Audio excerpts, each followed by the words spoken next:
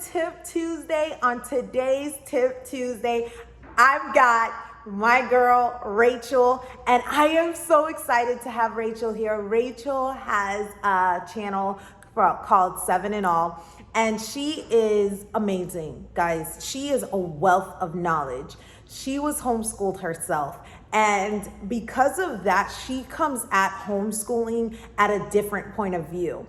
And not only all that, but she has just come out with this amazing, just genius curriculum for preschoolers, literature-based curriculum for preschoolers. And I am obsessed, and I just had to have her on. It's because a lot of the times we just keep using the same old, because we don't know what else is out there. And so I wanted to have her on to not only talk about her preschool curriculum, but also to talk about how she feels preschool should be looked at. So because of her perspective, I thought that it would be really wise to have her on. And you know how much I love learning from people. So without further ado, Rachel is overseas, so we kind of had to film this separate. I filmed my part and sent it to her, and she answered based off of that. So that was kind of fun. That was like the first time that I've ever done a Tip Tuesday like that. So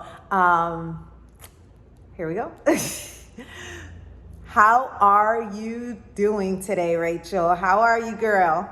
I am doing great. Fantastic. I have beautiful sunny weather, the same sunny, summery weather that I have all year long here at the equator. So I'm really happy about that. Rachel, tell us about your kiddos. How many kiddos do you have? I have 2 little boys. One is 3 years old and the other one is 1, and they are an adventure for sure. I don't have a second to get bored, and that's just the way I like it. I'm not the kind of person that handles boredom very well. All right, can we get some insight into you being a homeschooler and homeschooling and being a homeschooled child?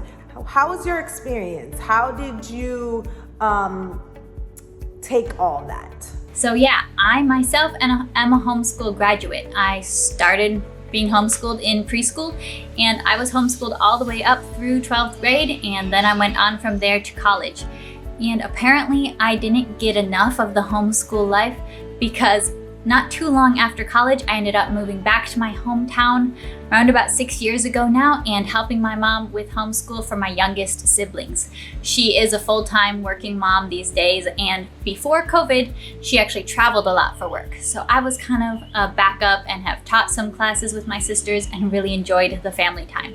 I love the homeschool lifestyle. How do you feel about the premise that you don't need to homeschool your preschooler? Because there's so many times that we hear that you don't need to homeschool your preschooler. Just let them be free, let them run around and just experience life and play. So what do you feel about that? I know that this idea is actually really common in homeschool circles about delaying education, delaying formal education, and the whole idea of just let them play. And how I feel is that every family needs to make their own decision of what fits their family dynamic and what fits their child. From one child to another, you're probably going to end up doing different things. But I personally lean more toward the side of do homeschool your preschooler, but don't necessarily think that preschool needs to look like what you imagine preschool might look like in public school. Or they don't have preschool in public school, in a school setting.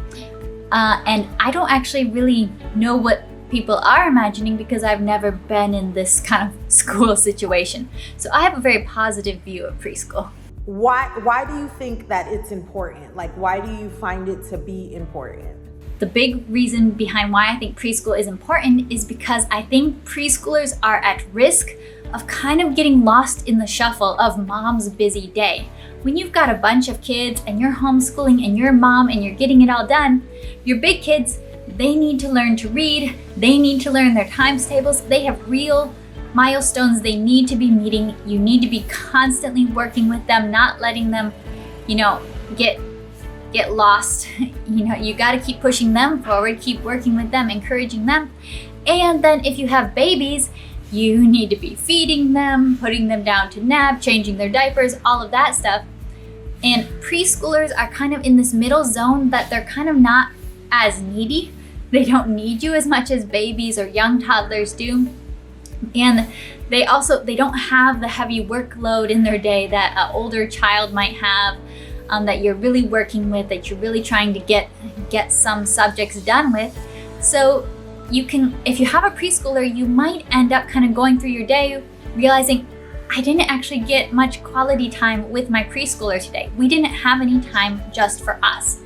And to me, I think the really big thing about doing preschool with your child is it gives you and them time. It gives you time to build the relationship. It gives you time to just kind of fill their love buckets, as it were, to keep on building that relationship, because you really want to be building the relationship in these years, because a strong relationship will set the foundation for future homeschooling peacefulness and just a better family life. So yes, obviously preschoolers need a lot of time to play, but the days are long. And I don't have 15 million toys, and I actually don't even have a yard for kids to play in, because I live in an apartment. There are many urban families who can't just say, oh, go play in the backyard. You got to do something in these days, and you want to be doing something actively with your preschooler. So that's my big thing of why you should do preschool, is the quality time and the fact you got to do something. Preschool is a positive thing to do with your time. It's not, oh, I can't think of what to do, so I guess I'll just let him watch a show again. Or I can't think of what to do, here, scrub the floor. So I am very pro preschool.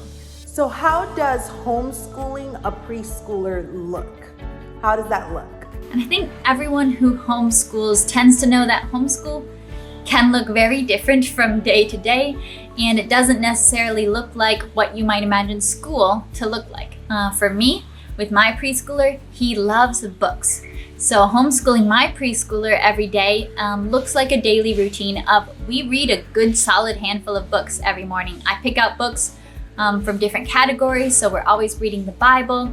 We are always reading a book in Spanish because we're a bilingual family, and we're always reading one of his favorite books and then a challenging book for him, like something new that he hasn't read before, or something that's a little bit of a more difficult picture book. So we're just reading through picture books. Then we also have some time where we sit down at the table and we color, and we use scissors, and we use glue.